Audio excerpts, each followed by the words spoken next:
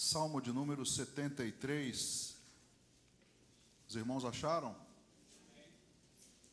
Diz assim a palavra de Deus: com efeito, Deus é bom para com Israel, para com os de coração limpo.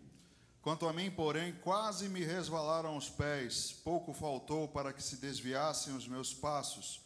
Pois eu invejava os arrogantes ao ver a prosperidade dos perversos. Para eles não há preocupações, o seu corpo é sadio e nédio. Não partilham das canseiras dos mortais, nem são afligidos como os outros homens. Daí a soberba que os cinge como um colar, e a violência que os envolve como manto. Os olhos saltam-lhes da gordura, do coração brotam-lhes fantasias, motejam e falam maliciosamente da opressão, falam com altivez. Contra os céus desandam a boca e a sua língua percorre a terra. Por isso o seu povo se volta contra eles, e os tem por fonte de que bebe a largos sorvos. E diz: como sabe Deus? Acaso há conhecimento no Altíssimo? Eis que são estes os ímpios, e sempre tranquilos aumentam suas riquezas.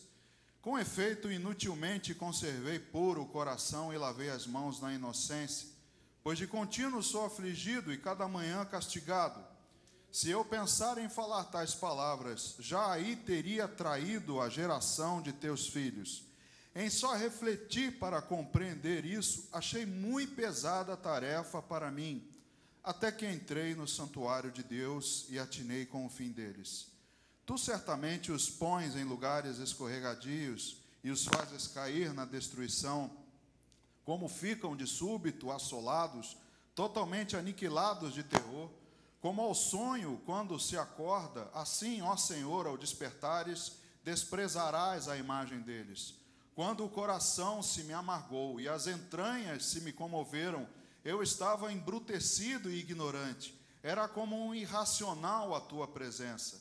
Todavia, estou sempre contigo, tu me seguras pela minha mão direita. Tu me guias com o teu conselho e depois me recebes na glória. Quem mais tenho eu no céu? Não há outro em quem eu me compraza na terra. Ainda que a minha carne e o meu coração desfaleçam, Deus é a fortaleza do meu coração e a minha herança para sempre. Os que se afastam de ti, eis que perecem. Tu destróis todos os que são infiéis para contigo. Quanto a mim, bom é estar junto a Deus.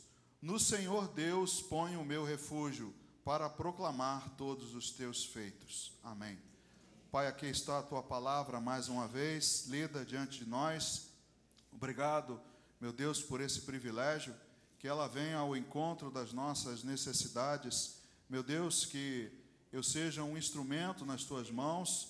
Pai, já te pedindo que não haja nenhum impedimento aos meus irmãos, aos que estão aqui presentes, de ouvirem a tua voz. Senhor, joga por terra toda a incredulidade, toda a artimanha do inimigo que tenta tirar a boa palavra que é semeada. Que haja ouvidos aqui para ouvi-la e corações com terra fértil para que essa semente seja plantada e que venha dar fruto.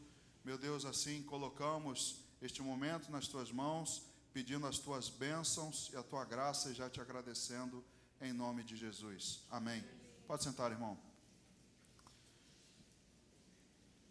Terça-feira, que também senti sua falta, pastor Paulo trouxe uma mensagem, Salmo 78, se não me engano, quinta-feira, e também era um salmo de Asaf, e comentei com ele antes do culto, né? A minha mensagem está pronta desde quarta-feira. E na quinta-feira eu ouvi a mensagem, também um salmo de Asaf, a respeito de estar decepcionado com Deus. E Asaf, esse homem que escreve esse e o Salmo 78 e mais alguns outros, esse homem ele era um levita, ele era da tribo de Levi, era um descendente da tribo de Levi. Asaf era músico também. Asaf, por muitos anos, ser chamado de descendente de Asaf, ou filho de Asaf, era sinônimo de ser músico. Muitos hoje dizem a respeito dos músicos, é um levita. Um levita pode ser de qualquer tribo, da tribo de Gerson, de Coate, de Merari, mas de Asaf, dizer que era de Asaf, era sinônimo sim de ser músico. E você sabe muito bem que os levitas, eles não tiveram parte na herança. A herança deles é o Senhor. Deus disse, eu sou a herança de vocês. Vocês terão o privilégio de me servir. Então, Asaf, como um levita, como músico, contemporâneo de Davi, Davi também escreve lá no Salmo 37, um conteúdo muito parecido ao que nós lemos aqui. Davi nomeou Asaf para ser o líder dos músicos. Alguns creem que Asaf furou ali aquela contenção no momento em que Davi estava dançando e louvando quando a arca estava sendo trazida de volta. Ele teria furado ali aquela barreira de proteção e teria dançado junto com Davi. Asaf era um homem de Deus, povo de Deus, também contemporâneo de Davi, louvava a Deus, um homem de Deus. E nós lemos aqui que os pensamentos dele falam a respeito também, de certa forma, ligado ao que foi pregado na quinta-feira, de uma decepção com Deus. Porque muitos podem ter pensamentos de inconformismo à prosperidade dos ímpios. Talvez Asaf, por ser da tribo de Levi, que não tinha direito à herança, talvez olhando para os ímpios com a sua riqueza, e ele por não ter herança, talvez ele tenha passado por um momento de decepção com Deus, e aí ele escreve esse salmo relatando os seus sentimentos. E talvez muitos de nós aqui nesse momento já tivemos esses mesmos pensamentos, de olhar para um ímpio e ver a sua prosperidade, ver o seu apartamento, ver o seu carro, e aí ficarmos assim também com um sentimento de inconformismo, porque esse pensamento foi exatamente o que levou aos teólogos da prosperidade em tentar convencer o povo de Deus de que não, você tem que ser melhor do que ele. Se ele tem um carro aí da Honda, né? Você tem que ter um melhor do que ele, você tem que ter um importado, uma Ferrari, porque você, afinal de contas, é filho de Deus. Você tem que ser melhor, você tem que ser rico. E aí, todos esses sentimentos talvez tenham passado pela cabeça de muitos de nós, esse inconformismo de olhar para um ímpio, a sua prosperidade e ver a sua condição, e aí vir a decepção com Deus. Asaf relata então, nesse salmo, esse problema da prosperidade. Como eu disse, Davi, no Salmo 37, escreve um salmo semelhante em que já inicia dizendo: não te indignes com a prosperidade dos ímpios. Não fique indignado com essa prosperidade deles. Não se preocupe. E o curioso é que Asaf começa o salmo já com a vitória, já com a resposta, não é? Uma das maneiras de se escrever um texto é começando já com a sua conclusão. Asaf começa exatamente assim: com efeito, Deus é bom para com Israel, para com os de coração limpo. Asaf já começa dizendo isso. Nós temos o nosso coração limpo pelo sangue de Jesus, amém? Não é isso? Não foi isso que ele disse? Vós já estáis limpos pela palavra que vos tenho dito. Então Deus é quem nos limpa. Há um outro salmo que diz: quem permanecerá no teu santuário? Os que têm o coração puro e as mãos limpas. Então Asaf inicia o salmo já com a resposta: com efeito, Deus é bom para com Israel, para com os de coração limpo. Porque ele, no decorrer que nós lemos, revela ter quase resvalado. No versículo 2, ele diz assim: quanto a mim, porém, quase me resvalaram os pés, pouco faltou para que se desviassem os meus passos. Ele diz que quase resvalou. Como eu disse, talvez já tenha passado pela sua cabeça esse sentimento de olhar para um ímpio, a sua prosperidade, e ter também passado por um momento na sua vida de quase ter resvalado. Você já quase resvalou Eu já tive, de vez em quando, né, na minha época, quando eu era garoto, quando a gente fala essas coisas, a gente entrega a nossa idade, né? Mas, na minha época, quando eu tinha chinelo, eu era daquela época em que eu usava o chinelo até você ver o chão, através do chinelo. Você é dessa época? Hoje não. Hoje, os nossos filhos têm chinelo e vai assim trocando, sem estar acabado. Eu era da época em que a tira era amarrada, né, para você poder continuar andando com chinelo até não dar mais. E aí, quando você chega a esse ponto, a sola é lisinha. E aí você está andando, né, por algum lugar, e aí esse chão está molhado, e aí você já deu aquela patinada assim, de você, Jesus me segura, né? Eu, recentemente, no centro da cidade, passei por esse momento. Imagina se eu caio lá, né, com o traseiro no chão, o estrago que ia causar um homem de 104 quilos se esborrachando no chão. Essa é a imagem do que Asaf diz.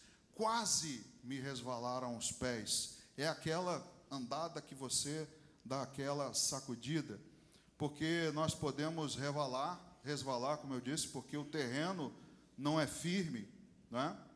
Não é apropriado, porque o terreno está molhado, porque é uma lama, e nós podemos resvalar. Essa é uma das possibilidades. Veja o que diz a segunda carta de Pedro, no capítulo 2, versículo 22. Lá no final da sua Bíblia, segunda carta de Pedro, capítulo 2, versículo 22. Com eles aconteceu o que diz certo adágio verdadeiro: o cão voltou ao seu próprio vômito, e a porca lavada voltou a revolver-se no lamaçal. A lama é escorregadia, não é? E a porca gosta de revolver-se ali. E esse quase resvalar, se for um terreno como uma lama, se você não estiver firme, com o calçado firme, essa passagem era um adágio, um provérbio conhecido naquela época, e fazendo menção àqueles que de fato não são convertidos e passa por um terreno escorregadio. Se não estiver bem calçado, firme, você se esborracha no chão. Você já tentou andar na neve sem sapato apropriado? Num rink de patinação com um sapato comum, você fica lá igual aquelas crianças que estão aprendendo a andar, né? Rezando, pedindo a Deus para você não cair. Então, essa é uma hipótese, que você se resvala e cai porque o terreno não é firme. Nós também podemos resvalar porque não estamos usando o calçado adequado, como eu disse. Veja a carta de Paulo aos Efésios, no capítulo 6, versículo 15. Efésios 6, 15, uma passagem bem conhecida a respeito da armadura de Deus. Calçai os pés com a preparação do evangelho da paz. A porca que se volta ao lamaçal, ela se joga, ela quer escorregar mesmo. Ela vai ali do jeito que ela estiver para escorregar e se revolver, porque ela está doida para voltar e cair ali. Nós, se não estivermos calçados com o evangelho, a preparação do evangelho da paz, nós resvalamos porque não estamos usando o calçado adequado. Nós podemos resvalar porque estamos muito próximo do penhasco. Você também já teve aquela sensação ao andar, né, pela beira de um penhasco, e você dá aquela escorregada. Isso geralmente acontece nos filmes de Indiana Jones, né? Dá aquela resvalada, nossa, quase caí lá embaixo. Você anda num limiar muito perigoso, você anda arriscando demais a sua vida, e aí você pode resvalar e cair no penhasco. Isso é um perigo.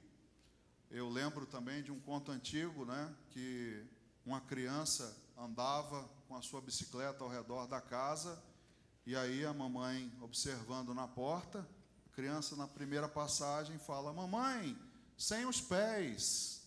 Na segunda passagem, mamãe, sem as mãos. Na terceira passagem, mamãe, sem os dentes. Irmão, está dando bobeira, na beira do precipício, está dando bobeira, andando de bicicleta sem as mãos, sem os pés, vai cair, vai se esborrachar, vai dar com a cara no chão, vai ficar todo quebrado. Então, Asaf, voltando lá ao Salmo 73, Asaf revela, ele diz, né, a Bíblia nos mostra, sem tentativa alguma de esconder, que ele teve esse sentimento de quase ter resvalado os seus pés, e faltou pouco para que se desviassem os seus passos. Porque se nós estamos em qualquer uma dessas condições, de fato nos desviam os nossos passos do caminho de Deus. E aí Asaf passou por esse momento. Então, tem algum fator influenciando para o escorregão que possa levar à queda. Tem algo entre o que você está calçando e o solo, ou o seu calçado, ou o solo, ou os dois, alguma coisa, tem um fator para você escorregar. Você não escorrega à toa, você está andando na calçada e cai. Olha para baixo, meu calçado é novo, sola nova, não tem nada, cair por quê? Tem que ter uma casca de banana, tem que ter um chão molhado, alguém lavando. Você olha para o seu solado, né, como aquela minha Havaiana antiga, que eu olhava e via a visão de raio-x, né, via o chão. Tem que ter algum fator para isso acontecer. Então, olhando para o Salmo de Asaf, nós vemos aqui no versículo 4, qual foi esse fator? Diz assim: para eles não há preocupações, o seu corpo é sadio e nédio. Ele olha para os ímpios e vê neles um corpo sadio, ele vê neles que não há preocupações. O pastor Paulo, nessa quinta-feira, também tocou nesse assunto. Nós olhamos com os nossos olhos o exterior, e nós achamos, né, quando vemos os ímpios com a sua prosperidade, achamos que eles têm saúde, que neles não há problema nenhum, que não há preocupação. Nós vemos com o exterior. E a inveja que ele descreve aqui, eu invejava os arrogantes ao ver a prosperidade dos perversos. Essa inveja da prosperidade dos ímpios quase derrubou um homem de Deus. Não estamos falando de um ímpio, nós estamos falando de alguém que era da tribo de Levi, um músico, um adorador, um homem de Deus. Estamos falando de alguém da igreja que teve esse pensamento e quase passou por essa situação de se resvalar. Vamos lá em Gálatas, capítulo 5, versículo 19 ao 26. Carta de Paulo aos Gálatas.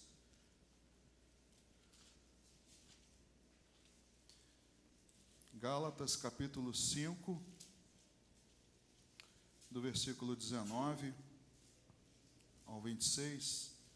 Ora, as obras da carne são conhecidas e são prostituição, impureza, lascívia, idolatria, feitiçarias, inimizades, porfias, ciúmes, iras, discórdias, dissensões, facções. O 21, invejas, bebedices, glutonarias e coisas semelhantes a estas, a respeito das quais eu vos declaro, como já outrora vos preveni, que não herdarão o reino de Deus os que tais coisas praticam. Mas o fruto do Espírito é amor, alegria, paz, longanimidade, benignidade, bondade, fidelidade, mansidão, domínio próprio.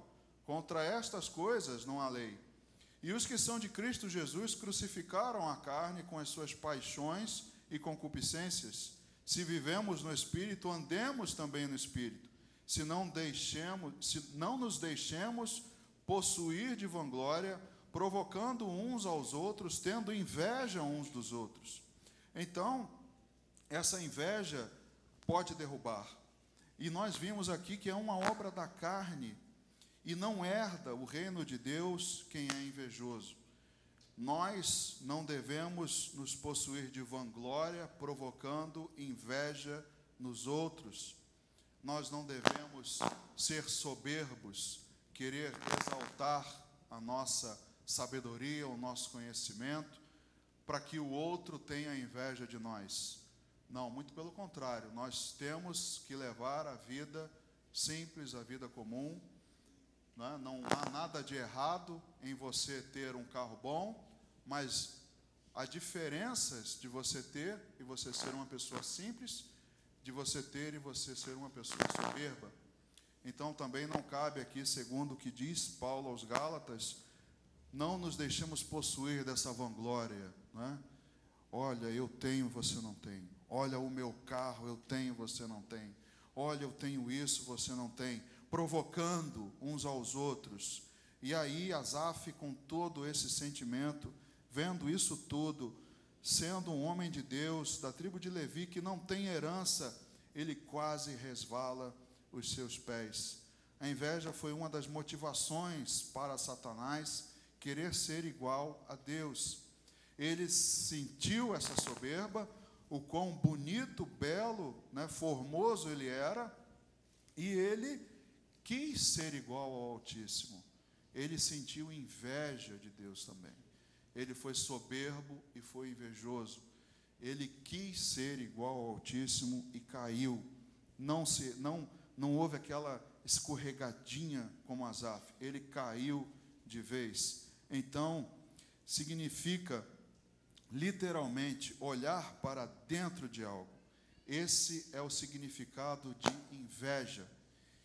Invídia, de dentro, olhar dentro, é aquela espiadinha. Por isso que esse maldito Big Brother deve fazer tanto sucesso no Brasil, né? Venha dar uma espiadinha. Eu quero ver o que o irmão tem, eu quero ver o que eles fazem, eu quero ver como eles são, eu quero ver isso, eu quero ver aquilo. E aí quando eu vejo, eu sinto que eu não tenho. E aí me vem um sentimento de decepção contra Deus, de raiva. E aí, meu irmão, é o resvalar dos seus pés, é você cair de cara no chão, como um menino que dá voltas aí sem as mãos e sem os pés e quebra a cara. Esse é o sentimento de Asaf e isso é o perigo que nós corremos. Então, o significado literal de inveja é olhar dentro, é querer ver dentro. Olhamos por fora e temos a percepção. E quanto mais olhamos por fora, queremos constatar como de fato é. Se pudesse, até ver a conta bancária. Se pudesse, acho melhor pegar o verde. Se pudesse, até ver a conta bancária, né? Quero me certificar se ele realmente é rico. Ele tem aquilo, eu quero me certificar se de fato ele tem. Então, assim, nós vivemos, veja o quão pernicioso, o quão perigoso, prejudicial, não é? Pois essa percepção quase o fez cair. Versículo 4 e 5. Para eles não há preocupações, o seu corpo é sadio e nédio, não partilham das canseiras dos mortais, nem são afligidos como os outros homens. Veja, estamos olhando de fora, mas a inveja é querer me certificar disso. E aí, quando eu me certifico, vem um regozijo, né? Ah, aquele cara que tem um carrão miserável, a sua aparência. Aí eu me satisfaço, né? Aí eu me sinto bem. Ah, que alívio. Porque eu não ia suportar ver esse cara com esse carrão e com as contas em dia.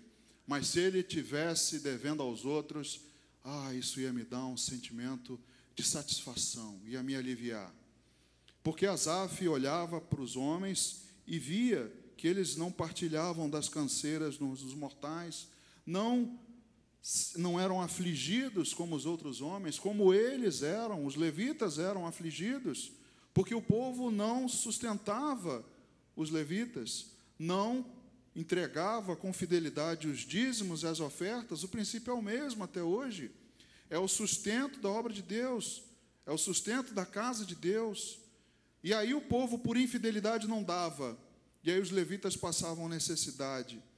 E o que os levitas tinham que fazer? Trabalhar para ganhar o seu sustento. E não era esse o propósito de Deus para os levitas. Deus disse: eu sou a sua herança. O povo dará o dízimo para o seu sustento e vocês farão todos os trabalhos na casa de Deus. Então, ela é tão prejudicial que desperta a soberba nos outros. No versículo 5, do 6 ao 11, diz: daí a soberba que os cinge como um colar, e a violência que os envolve como manto.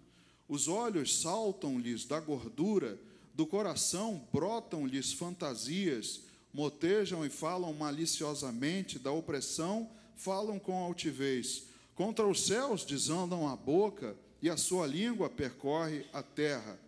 Por isso o seu povo se volta para eles, e os tem por fonte de que bebe a largos sorvos.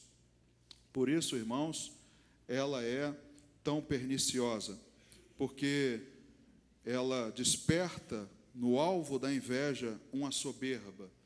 Olha, as pessoas acham que eu sou, e eu sou mesmo, e eu sou o tal, e eu tenho mesmo, e eu quero ter mais para poder parecer mais, para poder aparentar mais, para despertar mais inveja. E aí ninguém me impede, aí não tem Deus, sou eu que mando. E é isso que sustenta essa corja que hoje dirige o país, porque nós pagamos os nossos impostos, eles se apropriam deles, e aí o povo sente inveja, é uma classe, não é? Eles não são mais povo, são uma classe política, e aí eles saltam os olhos com altivez, e aí eles se sentem os caras.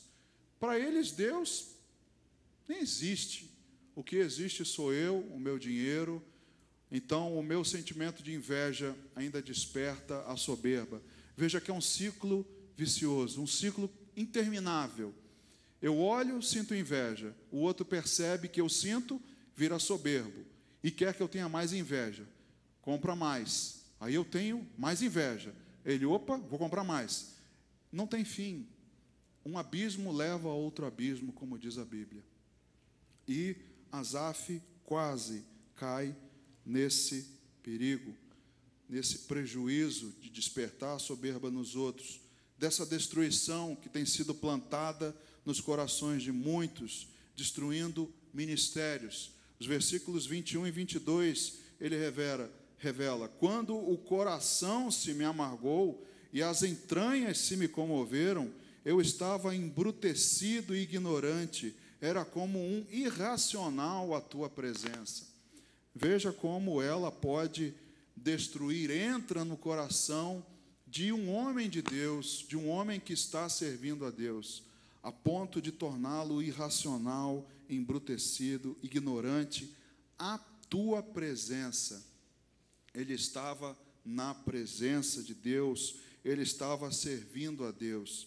Então ela é destruidora. E aí, como resistir? Como resistir a esse sentimento pernicioso? Provérbios, capítulo 27, versículo 4, diz assim: cruel é o furor e impetuosa a ira, mas quem pode resistir à inveja? Veja o que diz Provérbios. Cruel é o furor, impetuosa a ira, mas quem pode resistir à inveja?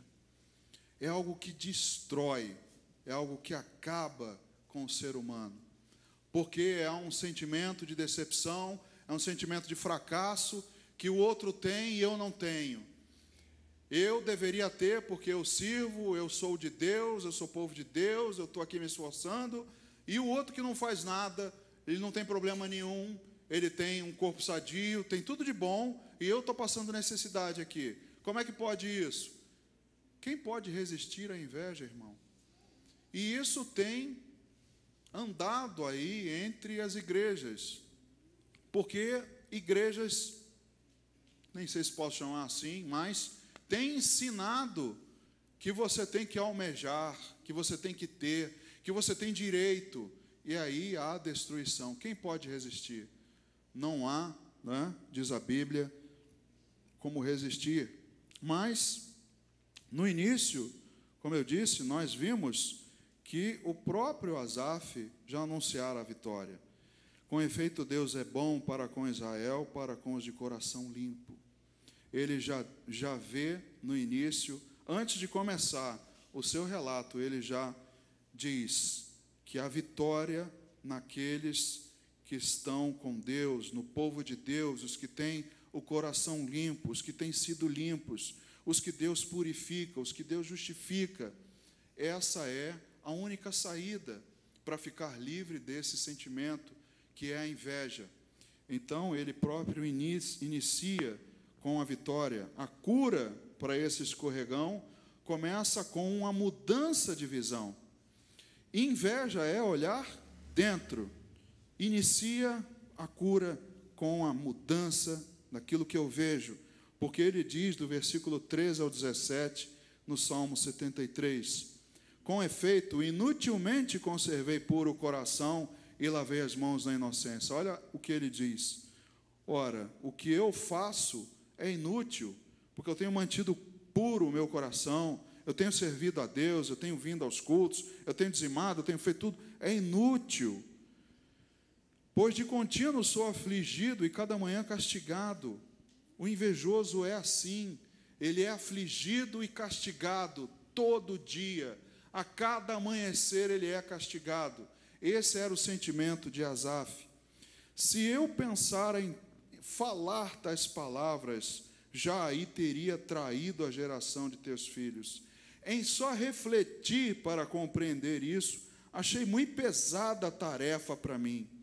Veja, tentar entender e solucionar a inveja com pensamento, com o intelecto. Asaf diz assim: achei tarefa muito pesada para mim. E aí ele diz no versículo 17: até que entrei no santuário de Deus e atinei com o fim deles, me deparei com o fim deles. Entrei no santuário de Deus, diz Asaf. Ora, mas onde ele estava? Ele não era da tribo de Levi?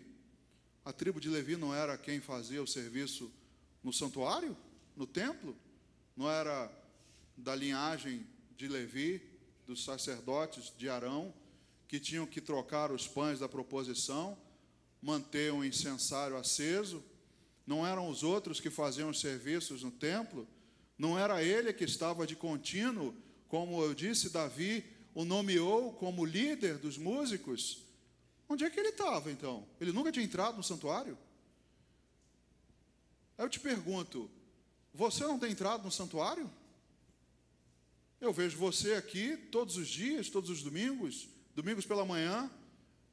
Com certeza Asaf estava dentro do santuário, fisicamente, todos os dias. Mas ele diz, até que entrei no santuário de Deus e atinei com o fim deles.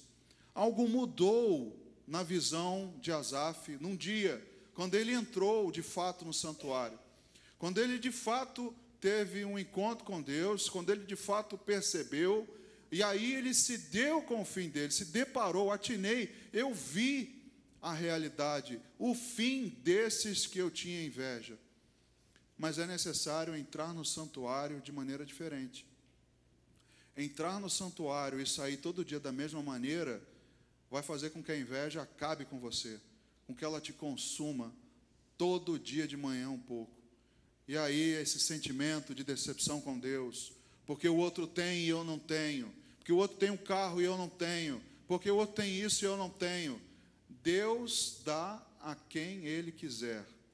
Deus garante o nosso sustento. Nós temos ouvido isso. Se Deus nos dá muito, amém. Se Deus nos dá pouco, amém. Se Ele não der, amém. Paulo passou por isso, tantos homens de Deus passaram por isso, e isso quase consumiu Asaf. Mas um dia ele viu e atinou, se deparou, porque ele entrou no santuário de maneira diferente. Deus o tocou de uma maneira diferente, e aí é necessário também que isso aconteça conosco, porque quando os olhos se abrem, temos uma visão real da situação deles. Há uma inversão de papéis. Ele no início diz assim, quase me resvalaram os pés, eu quase escorreguei por causa da inveja deles. Mas quando ele tem a visão real, veja o que diz o versículo 18, tu certamente os pões em lugares escorregadios e os fazes cair na destruição. quem é que vai cair? Nós, pessoas, homens e mulheres de Deus, que estamos com o calçado adequado da preparação do Evangelho da Paz, que sabemos exatamente quem é o nosso Deus, ou quem vai cair? Porque no início ele diz que a inveja quase o fez resvalar. O quase é um pronome indefinido, não é? Pouco, muito, quase. Quase quanto? Quase pouco, quase muito? Não sei. Não sei qual é a medida, mas é quase. Quase fez Asaf resvalar os seus pés e cair. Mas, quando ele tem essa visão diferente, quando ele se depara com o fim deles, ele percebe: tu, Deus, certamente os pões, eles, os ímpios, em lugares escorregadios e os fazes cair na destruição. Asaf um dia percebeu: quem tem que escorregar e cair não sou eu, que sou um levita, que sou um homem de Deus, que sou um servo de Deus. Eles é que eu já vejo que um dia escorregarão e cairão. Essa visão, essa mudança de visão tem que acontecer na nossa vida. Se não acontecer, se nós todos os dias entrarmos aqui e sairmos sem ter uma visão de Deus, uma revelação através da palavra de Deus, entramos e saímos da mesma maneira. Mas você pode talvez dizer para mim nesse ponto, não é? Já estou quase terminando. Mas, pastor, eu não sou invejoso. Eu nunca invejei nada de ninguém. Eu não almejo o seu carro, eu não almejo o carro do fulano, do Beltrano, a casa de fulano e do Beltrano. Eu não tenho esse sentimento, eu estou nem aí para isso. Essa palavra não serve para mim. Mas, como eu disse, esse resvalar é porque tem algo, não é, entre nós e o terreno que proporciona esse resvalar, esse escorregão. Talvez você não tenha inveja, ela não é a única armadilha que pode tirar o seu equilíbrio e fazer desviar os seus passos. E o que pode estar te fazendo patinar na fé? Talvez não inveja, mas talvez outras coisas possam estar te proporcionando o amor ao dinheiro. Talvez você tenha esse fator aí que faz resvalar os seus pés, escorregar. Talvez seja a pornografia, talvez você seja um pornógrafo ou uma pornógrafa. Isso também é um fator que faz escorregar e cair. Algum vício, talvez você esteja viciado em alguma coisa e esteja também te colocando na beira de um precipício, se resvalando numa linha tênue, e em determinado momento você vai cair lá embaixo e vai se esborrachar todo e vai voltar todo ferido. Se voltar todo ferido, todo acabado, o que é que está te proporcionando esse desequilíbrio? Será o adultério? Eu não tenho problemas com inveja, pastor, mas eu tenho problema com adultério. Eu estou adulterando, eu estou traindo a minha mulher ou o meu marido, e isso é também um fator que faz escorregar, faz cair, se esborrachar todo. Acaba com ministérios, irmãos. Esses sentimentos, esses fatores que estão entre nós e o nosso chão, é que fazem e determinam os passos que nós estamos dando. Como Jesus disse, o homem que constrói a sua casa sobre um terreno fraco, sobre a areia, quando vem a tempestade, desaba tudo. Mas aquele que constrói sobre a rocha, uma rocha, ela é firme, tem firmeza. Se você tiver firmeza no terreno, se você estiver calçado adequadamente com a preparação do Evangelho da Paz, você não corre o risco de cair, de se esborrachar todo. Asaf revelou aqui que ele quase.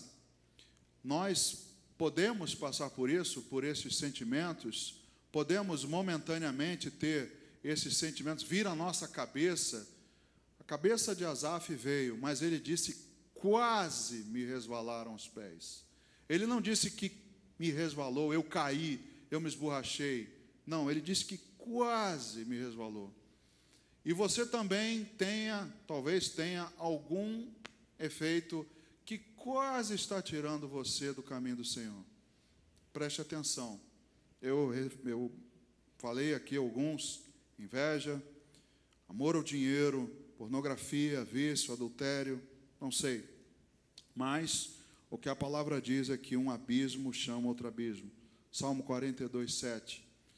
Então, que você pense na sua vida, porque graças a Deus, Ele jamais nos abandona.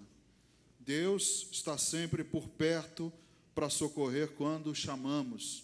Quando Asaf reconheceu, e ele entrou diferente, né? Ele reconheceu que quase estava resvalando. Veja o que diz os versos 23 e 24. Todavia estou sempre contigo, tu me seguras pela minha mão direita, tu me guias com o teu conselho e depois me recebes na glória. Você já esteve andando com o seu filho de mãos dadas, né? E às vezes ele quase caiu e você segurou ele, não deixou ele cair, né? Deus se revela assim. Quando nós entramos no santuário e temos uma visão diferente, Ele é aquele que está do nosso lado e nos segura com a sua mão.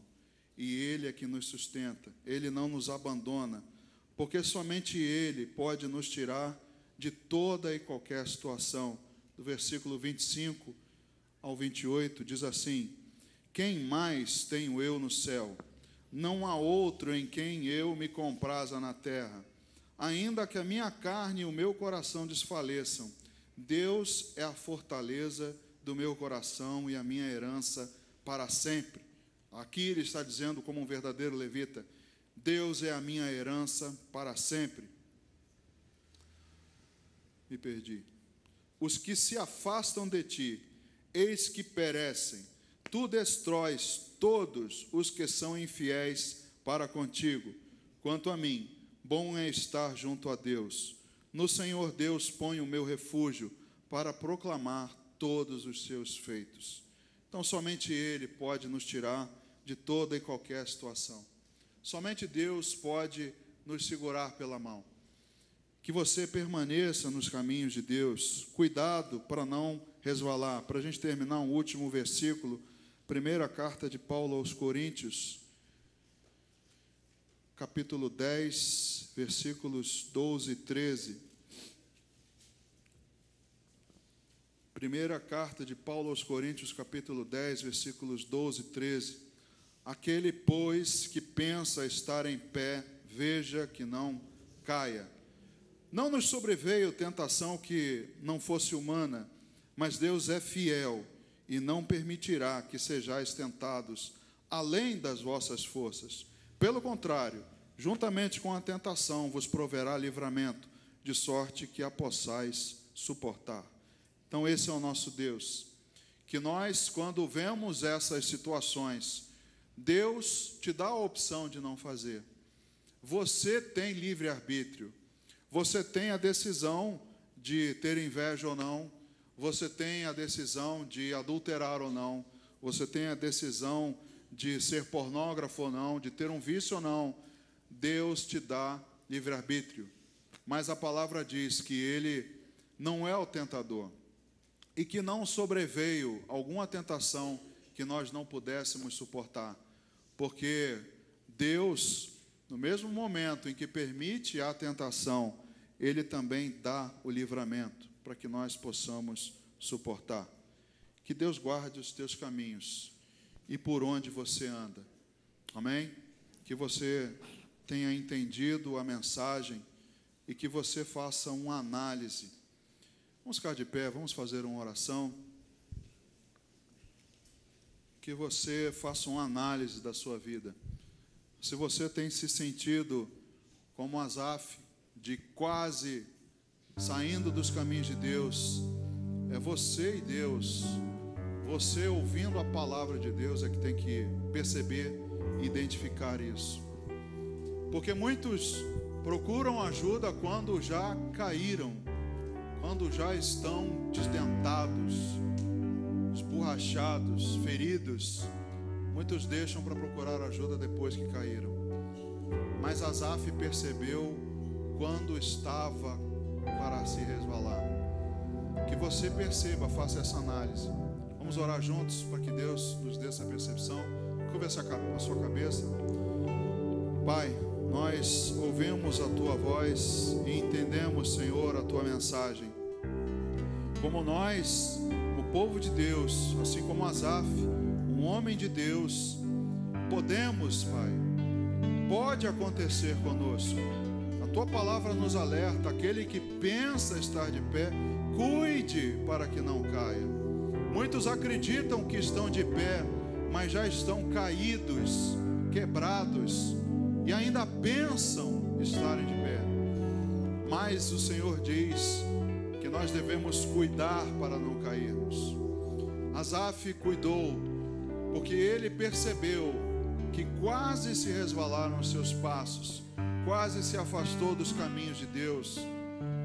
Meu Deus, que nós possamos também ter essa percepção a tempo, que o Teu povo possa enxergar a tempo, que possa ver de uma maneira diferente a tempo, não depois de ter caído, porque o Senhor fala, o Senhor exorta, o Senhor mostra ao Seu povo os Seus caminhos e nos dá o alerta todos os dias. Cabe a nós, meu Deus, fazer essa análise e ter a atitude de Asaf, um dia entrar no templo e dar com o fim, se atinar com o fim daquilo que estava quase te destruindo, porque Deus está sempre do teu lado, querendo abrir os teus olhos e te mostrar a verdade, a realidade. Meu Deus, revela a cada um de nós aquilo que está quase nos tirando dos teus caminhos. Nos mostra, Senhor. Não sei o que pode estar causando no seu coração, meu irmão, mas peça a Deus que Deus te revele através da sua palavra, que Ele abra os teus olhos como abriu os de Asaf. Senhor, abre os olhos do teu povo e que nós possamos nos permanecer nos teus caminhos, para que nós possamos, como disse Asaf, divulgar os teus feitos, falar das tuas maravilhas, reconhecer que só há o Senhor nos céus. Ninguém mais pode nos livrar de qualquer um desses ataques do inimigo. Só o Senhor é que pode nos livrar. Que nós possamos ter essa visão. Assim eu te peço, meu Deus, abre os olhos do teu povo. Fala conosco, queremos ouvir a tua voz, ó Deus. Assim nós oramos e te agradecemos em nome de Jesus. Amém. Vamos louvar, irmãos.